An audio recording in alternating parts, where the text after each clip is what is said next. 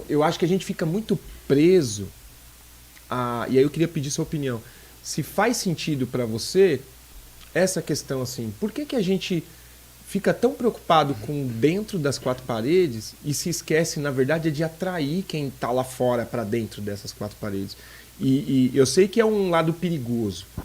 Dependendo do que eu fizer, eu posso escandalizar ou eu posso causar um mau testemunho. Mas só são quatro paredes. Deus vai estar lá dentro e vai estar com você na sua casa e vai estar com você e com a sua família. Seja estratégico ao ponto de atrair pessoas para o Senhor. Então a questão é mais ou menos assim.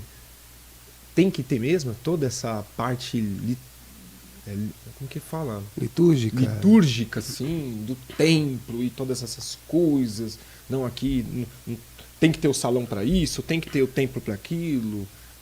Como que é para você, assim? Não acho que tem que ter. A propósito disso, você estava falando, eu lembrei de uma música do João Alexandre da Silveira. Recomendo, escutem João Alexandre. João Alexandre, procura aí que você vai achar muita coisa boa dele. A música dele diz assim: Deus não habita mais em templos feitos por mãos de homens. E é uma letra muito bíblica. E aí ele faz um arrazoado sobre isso e uma provocação com os cristãos a respeito disso. Mas como é que nós entendemos isso? O templo, não existe mais templo. O que a gente tem, a ideia de igreja que a gente tem até hoje, eu estou falando do ponto de vista físico, da estrutura do prédio, é da arquitetura católica apostólica romana, que construiu catedrais, que são belíssimas. Você tem obras artísticas maravilhosas, a arquitetura, a pintura, vitrais. Tem a estrutura falava com o fiel na época. Então tem muita coisa que tem um valor muito grande. Mas, quando você pensa na adoração a Deus, isso não existe mais. Essa ideia dos templos veio, e alguns ressuscitaram recentemente, veio ligado muito à ideia do templo nos tempos da antiguidade, do povo de Israel, dos hebreus, no tempo de Jesus. Mas Jesus se autodenominou o templo. Ele olha para o templo, no momento ele diz, pode destruir esse templo aí que em 3 dias eu reconstruo ele. E ele estava falando dele, estava falando da ressurreição dele. Sim. E de que entendi. Aquilo ia acabar. A ideia, o véu no tabernáculo é rasgado de cima a baixo, de cima a baixo. Deus rasgou. Sim. E quando fala véu, eu pensava, quando eu ouvia isso, eu era garoto, que se tratava de um véu parecendo como um véu de noiva. E não é. O véu era uma parede de tecido pesadíssima. Era tão pesada que para passar por ela tinha que ser por baixo. E Deus rasgou aquilo ali na ocasião da morte de Jesus. Então não tem mais isso, não tem arca, não tem antiguidades, não existe nada disso. Não há sacrifício, não tem isso, não tem altar, não existe isso. Não tem mais. Hoje Deus habita em nós. O povo de Deus se torna santuário do Espírito Santo de Deus. A Bíblia diz que ele habita em nós. Então, esse povo é que se reúne em um lugar e ele dedica este lugar para o ofício do seu culto. E aí nós pensamos na reverência do culto, não do lugar. Nós respeitamos o lugar porque dedicamos o lugar para o culto. Certo. É essa a preocupação que tem que ter. Não para sacralizar as paredes do lugar. E ainda tem muito a ideia de que você está mentindo e está mentindo dentro da igreja. Isso, como se a mentira fora da igreja não tivesse... Na segunda-feira, se mentir, está tudo certo. Peso. Então, nós, cristãos, temos nos agarrado muito a isso em muitos aspectos. De achar que precisa ir à igreja para a semana ser abençoada. Porque se não for... Para dar uma zerada, né? Deixa eu dar uma zerada aqui. Para bater a cota aqui, porque já estourei, eu vou lá para poder pegar minha bênção. Então se criou, isso está entranhado, essa ideia está entranhada. Como é que Deus nos quer? o ofício, o culto, ele é o resultado daquilo que, ou pelo menos deveria ser, o resultado daquilo que eu sou todos os outros dias. Sim. Ou melhor, devia fazer parte disso. Alguém, um sermão, disse uma vez: se você veio para cá e não trouxe o Senhor Jesus junto com você, o que você veio fazer aqui? Sim. Mas ele disse isso dentro do contexto para apontar isso, para dizer: olha, você não pode vir aqui apenas para cumprir o ritual achando que vai bater ponto, vai bater cartão aqui na igreja para ser abençoado e está tudo certo. Porque esse é o lugar sagrado. Não. Esse lugar se torna sagrado por causa daquilo que fazemos e para quem fazemos. Fora isso, ele é só um prédio. Se destruírem, a gente vai chorar. Vai porque pode ficar sem um lugar. Mas arruma-se outro. Mas não que ele seja santo. Não. A igreja primitiva, ela fazia os seus cultos nos lugares mais improváveis. Nas tais catacumbas, nos cemitérios, nos lugares onde eles não pensariam em procurar. A igreja perseguida hoje faz a mesma coisa. Lá no Oriente, nos lugares onde ser cristão ou só dizer o nome de Jesus é considerado crime, carregar um livro é considerado crime, eles não põem uma placa na frente, eles se escondem. Algumas igrejas na África, especialmente, se reúnem debaixo de uma grande árvore. E aquele ali é o lugar que durante a semana as pessoas param e aproveitam a sombra, as crianças brincam, os animais se refugiam, é ali. Mas no domingo a turma toda traz os seus troncos, se colocam ali e eles têm o culto ali debaixo da sombra da árvore, enorme, frondosa, é ali. Então não faz menor sentido. A Bíblia não dá nenhuma... Coisas do homem. Exato, essa a ideia, é construir. É claro que se você pensa assim, eu vou fazer para Deus e eu posso fazer isso num terreno amplo, com estacionamento, um espaço prédio. Para isso, outro espaço para aquilo, ok. Muito bom, isso é muito bom. Mas não é essa estrutura que determina a aceitação ou não de Deus, e nem é isso também que torna aquele povo mais santo ou menos santo dos outros. Sim. Não faz sentido. E mesmo isso. porque as igrejas hoje, né, cara, o pessoal anda criticando muito a igreja do fundo preto, né? E do teto preto, parede preta, da parede preta, do preto, né? Pintou de preto já é Chucks da né? Eu vou ser pastor dessa igreja. Aí dá pra você ser pastor de uma igreja dessa, hein? Coisa tá preta na sua frente.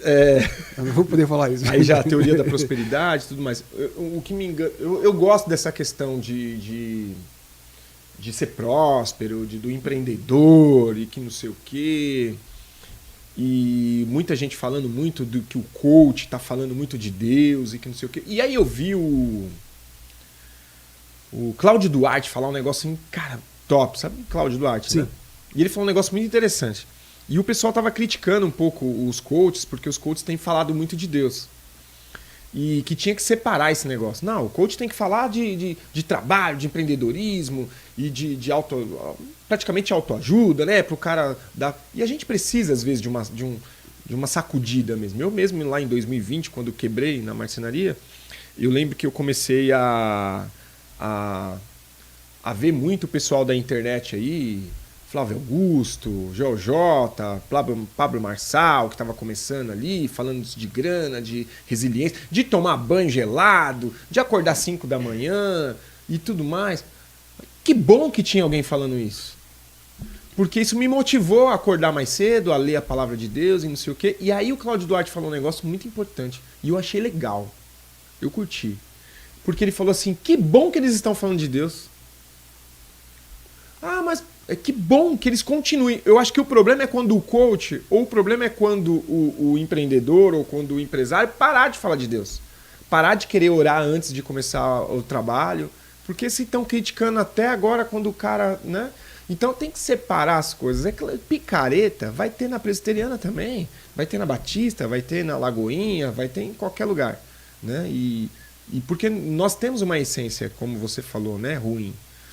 Mas a questão é que as igrejas talvez tenham se preocupado mais com a qualidade do som, mais com a cadeira que o cara vai sentar, mais com o ar-condicionado que o cara vai ter, e não que seja ruim. Tá gostosinho hoje para você? Estamos experimentando aqui, muito segundo bom. Episódio de ar-condicionado. Amém. Quente lá fora, tá quente. Obrigado, Vinícius, estamos junto, irmão. É nóis.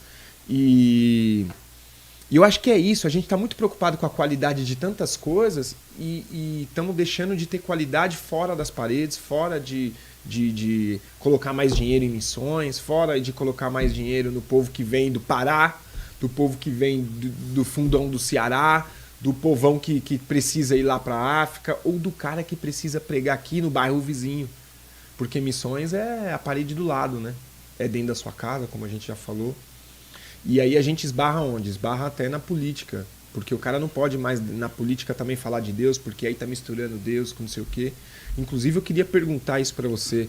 E eu sei que você é um cara atuante, você se posiciona sobre as suas preferências políticas e tudo mais. E o que você acha, qual é o papel do crente hoje em relação assim, você acha que ele tem que ser omisso ou não? De que forma o crente hoje ele é participativo na política sem se banalizar com o nome de Cristo, assim? Porque hoje está tudo muito, né, mastigado, tudo muito doído.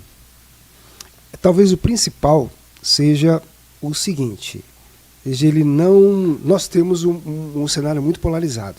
Sim. Então o próprio contexto exige que você assuma uma posição. Isso causa até um... Nos força, né? Porque você tem que... Ok, eu também acho que tem, mas não dessa forma. Mas, como crente, a gente tem que ter algumas concepções. Primeira é o seguinte, política, ela não é em si mesma ruim. Nós fazemos política até quando achamos que não fazemos política. A segunda é que se você não faz, não assume uma posição, você não escolhe, alguém vai escolher para você e você vai sofrer as consequências disso. Depois não adianta reclamar. Depois não adianta reclamar. Não é fechando os olhos ou então fazendo igual a avestruz, enfiando a cabeça na terra e esperar passar, porque não vai acontecer. Vai. Agora, você tem que tentar fazer aquilo que todo crente tem que tentar fazer. É ter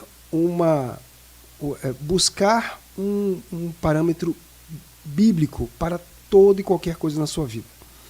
O apóstolo Paulo estava falando a respeito de comida que era sacrificada a ídolos na igreja de Corinto, mas ele conclui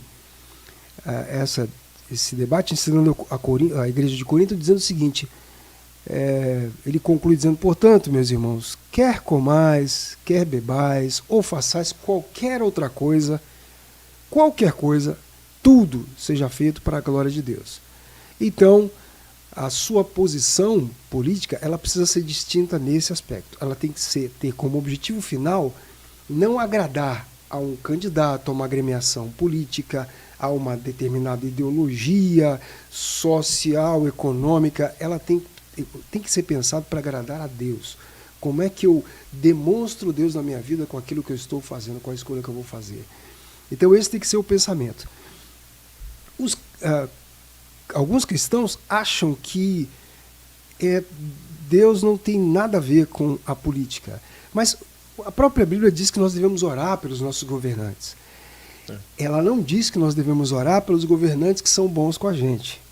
Porque um governante ele é colocado lá por Deus para cuidar do povo. Não pode haver essa história, e às vezes a gente acabou caindo nessa cilada com alguns políticos evangélicos, de, por exemplo, vai algum candidato lá e ele é o candidato da causa LGBTQIA+, e nem sei em que sigla está. São muitos, hein? Não, esse aqui vai defender, para defender a causa negra, a causa de não sei o quê. Aí aparece o evangélico para defender os evangélicos e etc e tal. E eu acho que essa bandeira está errada. Está fazendo mais do mesmo. Você tem que defender valores. Você vai assumir um cargo público para favorecer uma sociedade, não especificamente um grupo. Claro, você pode se tornar o representante dessa causa, mas você não pode achar ou se exercitar na ideia de que você vai defender somente este grupo. Não, você tem que usar dos princípios e da política para favorecer o povo. Você é representante do povo. E o povo que vai escolher tem que pensar nisso também. Muitas vezes, há muitos casos, vamos falar do nosso povo, em que é muito melhor escolher um ateu para um cargo político do que um evangélico. Vide escândalos de dinheiro na cueca, orando pela propina e essas coisas. Sim. Então, isso acaba banalizando o evangelho. E isso é ruim. Agora, como posição, a posição do cristão, como eu disse, tem que ser bíblica. A Bíblia mostra pra gente que Jesus, no tempo de Jesus, ele não estava alheio à questão política. Jesus, quando vem ao mundo, ele nasce num contexto político, social e econômico muito perturbador. Você tinha um povo que já tinha sido um grande povo, um grande guerreiro, tinha vivido na terra prometida, mas que sofreu o castigo de ser tirado de lá, foi exilado e agora, para atalhar a história, está sob a dominação do Império Romano. E o Império Romano trata os judeus como cachorro. Impostos altíssimos, poucos direitos, muitas obrigações. O que eles tinham de mais ou menos liberdade era a adoração no templo. E aí o próprio povo dele, ou seja, os que tomavam conta do templo, também faziam uso de subterfúgios para conseguir ter mais dinheiro, eram hipócritas e tudo mais. Então, Jesus nasce nesse contexto. Aí, dentro desse contexto, entre os judeus haviam vários partidos políticos. Tinha o partido dos herodianos, tinham os zelotes, tinham os escribas, os fariseus, tudo isso no contexto político. Quanta galera aí já envolvida em política. Todo mundo interessado no poder, e cada um querendo defender a sua causa. Alguns se associavam aqui e acolá, mas estão ali. Quando Jesus vem, eles começam a olhar Jesus ganhando visibilidade. E aí o que eles querem? Eu vou encostar nele para estar junto. Vamos ver se a gente traz ele para cá. Só que Jesus não se vendeu a isso. Jesus tinha um propósito muito definido, muito claro. Os fariseus cercam, olham com cuidado, e aí, dali a pouco, a coisa evolui a um ponto em que Jesus une inimigos históricos para se virarem contra ele. E aí acaba acontecendo que eles conseguem matar Jesus. O que aconteceu foi que Jesus era um ponto fora da curva do contexto político, fora da briga deles. Eles tentaram associar Jesus ao seu lado, mas não conseguiam. Jesus tinha um propósito definido e acusou eles de hipócritas. Jesus chegou a mandar embora os próprios discípulos, endureceu o discurso e disse para os discípulos que estavam seguindo ele, dizendo: olha, vocês não entenderam a minha mensagem. Ela exige transformação de vida. E o discurso endureceu, muitos discípulos disseram: não dá para mim. Foram embora. Jesus vira para o círculo mais íntimo dele, para os 12, e fala: e vocês? Se vocês quiserem ir embora, podem ir também. Porque isso não vai mudar. O discurso é esse mesmo. É isso que vocês têm ouvido de mim. Não vou adoçar nada aqui. E aí Pedro diz: Senhor, mas nós vamos para quem? Se só tu tens as palavras de vida eterna. Quando o crente tira o foco disso, aí ele se envolve na mesma lama política. Há muitos crentes bons na política, mas esses sofrem mais. Qualquer homem que se levante para tentar fazer o que é certo, ainda mais hoje em dia, zelar pela verdade, ele nem precisa ser crente. Mas se for crente, pior ainda.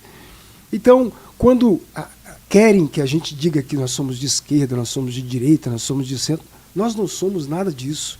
O que acontece é que, por vezes, a nossa posição, que é a posição bíblica, essa que nós buscamos de todo jeito, que faça parte de nós, ela vai concordar com algumas coisas que são defendidas por lado A.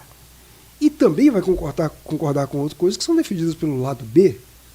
Mas há muito mais coisas em que ela vai discordar violentamente. Então, quando tentam dizer: mas é conservador, mas é de direita, é de esquerda, é de centro, é isso, é aquilo.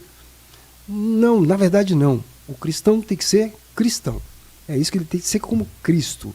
Esse é o propósito de vida dele, ele não pode ser outra coisa. Entendi. Se ele começa a tentar agradar a esse grupo ou aquele, ele acaba deslizando e acaba deixando de ser aquilo que ele precisava ser, sal e luz.